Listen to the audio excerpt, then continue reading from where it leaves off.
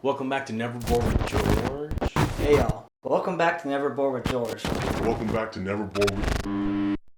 Back to Never Bored with... Hey y'all, welcome back to Never Bored with George. Ah! I'm gonna smash your boy, guys. I'm gonna turn him up. Y'all must have forgot. Gotta be very careful. 海賊王になるのは俺だ。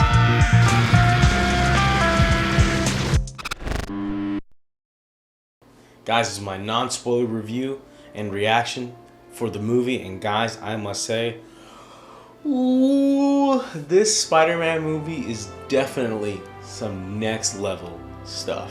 What I loved about this movie is that the story is very simple to understand. It's that Peter messed up by trying to ask Doctor Strange to help not reset the timeline, but to have everyone forget that he's Spider-Man. And as a result, that spell tampers with the multiverse, to where a bunch of Spider-Man's villains from across the multiverse come and try to fight Peter. Then Peter's mission then is to find all the, people that came in and slipped across the multiverse and put them back to the original timeline.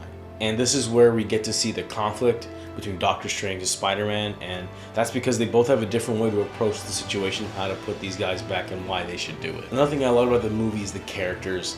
Doctor Strange, Peter, Aunt May, Happy, the villains, Peter himself, all of them are super solid in this movie. What I loved about, especially these side characters, particularly Ned and MJ, is that usually, we have MJ being the damsel in distress and Ned just being the guy behind that you can't really do anything. And that's not the case in this movie. They both are more involved with Peter, are more on the ground with him, trying to help him. And it gives them an actual, purpose in this movie, which is, as you see from the other movies, sometimes they're damsels in distress that need saving. And this time, it's not that. That's not the case. They're able to shine in their own ways. What I loved about this movie also is MJ and Peter's relationship. It actually feels more grounded and developed in this movie because they both going through the struggle, trying to help Peter, try to fix the world around them. And it's great because Zendaya does a great job as MJ being there for Peter and having that great character development.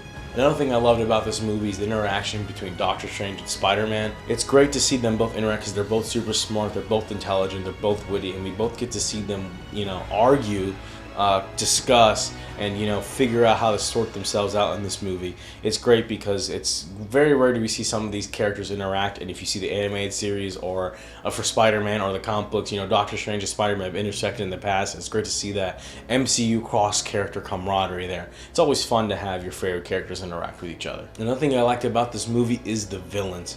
Oof, we still got a great lineup of villains and characters that Peter has to deal with and tangle with in this movie. Let's start with the Lizard. We all know from the Amazing Spider-Man movies, he wasn't that cool looking of a character. The stories, whatever, but he looked like a roided out Ninja Turtle with a tail. Not very fun to look at, didn't feel very lizardly or whatever. And in this movie, they updated design slightly, felt more reptilian, really felt more to the character of the comics that was before. Then we got Electro, who also got a design amp, became more close to the comics than what he was in the Amazing Spider-Man movies. He got his hair back. The gap in his teeth is still gone.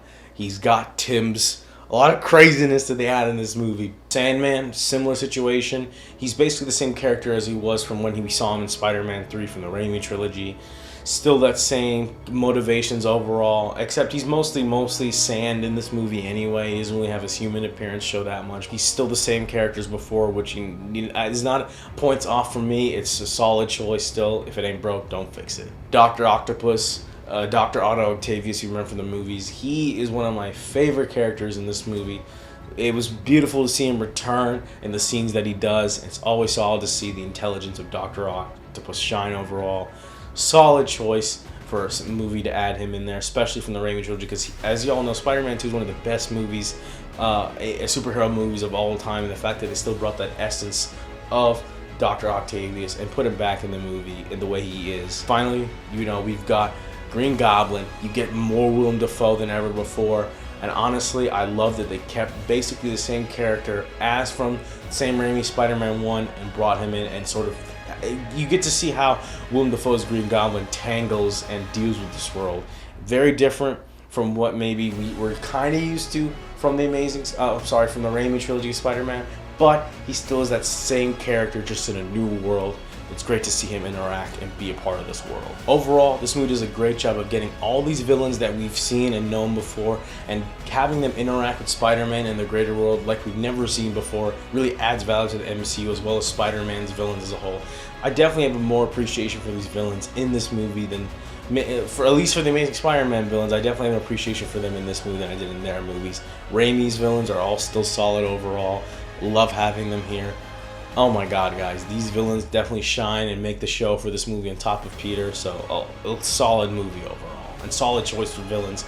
Cast is great, can't get any better than that. Let's talk about the action. Guys, the action is top notch. It's not as action heavy as, you know, some other MCU movies, but honestly, when there's action, it's amazing. Seeing how Spider-Man interacts and fights these villains is its own treat. Having him fight Doctor Strange, that bridge scene with Dr. Octopus, the CGI has been amped in this one. It feels solid. Seeing how the advanced tech of Spider-Man goes up against with all these other villains from the different multiverses of movies we've seen them in the past for, super solid. Amazing to see how he fights and how he's grown as a character, particularly Spider-Man, is because given that he's probably had a little bit more experience from what we've seen in terms of the other Spider-Man that we've seen in the other movies, his experience really shows to where he's very smart, very witty. He's trying to be resourceful, especially with the tech that he has. If anything, to say the least, the action maybe feel more grounded, but it's also just as epic as we love in the MCU, so solid action overall. What I love about this movie is definitely the dynamic of Peter Parker and Spider-Man. Now, I don't know about you, but the MCU Spider-Man as a whole is a great character, but what I find lacking in him is that he doesn't have that everyday grounded approach that we love from Spider-Man. And with these MCU movies, we get this sort of, tech-back funded kid who's, he's definitely smart, but he definitely has to rely on others to help him kind of push his way forward. But in this movie, we really feel like it's Peter Parker and Spider-Man versus the world. I mean, we get the storyline of, his identity being revealed and everything. That's its own layer. And on top of that, Peter Parker struggles everyday life as well. And on top of that, he has to deal with all these villains that he probably caused. Lot of things that Peter Parker has to deal with, and that's why I love these stories, is because when Peter Parker is against the world, that's when we see that diamond in the rough where a lot of Peter Parker's and Spider-Man's best tendencies come up and shine. So solid story overall to center around Peter Parker, because this is the most real Peter Parker and Spider-Man we've ever gotten. It's dark, it's gritty, it's funny, but at the end of the day, this feels like the most true essence and spirit of Peter Parker and Spider-Man in Spider-Man No Way Home. One of the great things from this movie is that it highlights Peter's and Spider-Man's resolve to find a new way to do something and to make sure they do it the right way, because we all know with great power comes great responsibility, but when you have that much power, it's easy to make shortcuts and cut corners. And what's great is that there are moments in this movie where Peter tries and maybe does a selfish approach to this, but he realizes, through hard work and through much pain and suffering, that there's a reason why people love him as Spider-Man, the reason why he stands up for truth, for goodness, for doing the right thing, for great power comes great responsibility.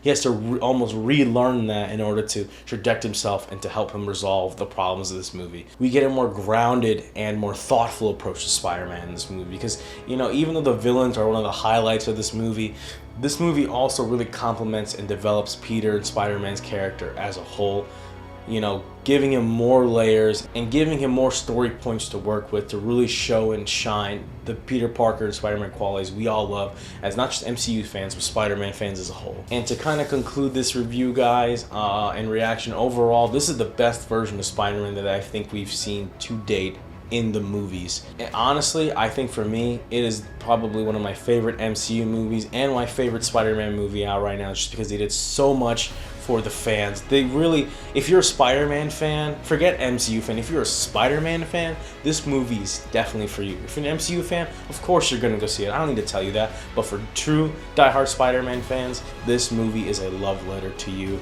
This trajects Peter Parker into the Peter Parker we want to know and love. He's starting to begin that. in this movie. A super solid movie overall. A definitely must watch for MCU and Spider-Man watchers out there. And if you have a chance to go see this movie, go see it in IMAX. The movie was shot in IMAX, so the whole movie is just big frames, a big Spider-Man swinging scene, action scenes, dialogue, all of it in the beauty of the big screen of IMAX. So definitely go check it out. Overall, I think it's a solid entry into the MCU. One of the best, if not my favorite Spider-Man movie out there.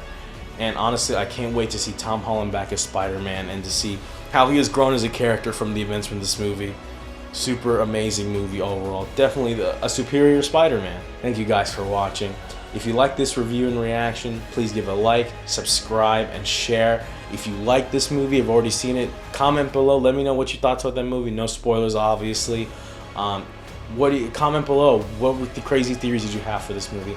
Comment below. What do you expect from this movie?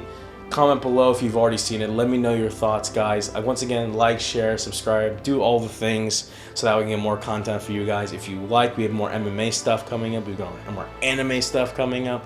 Solid content coming for you guys. So once again, guys, watch No Way Home in IMAX. Thank you guys for watching. Hope you have a good one.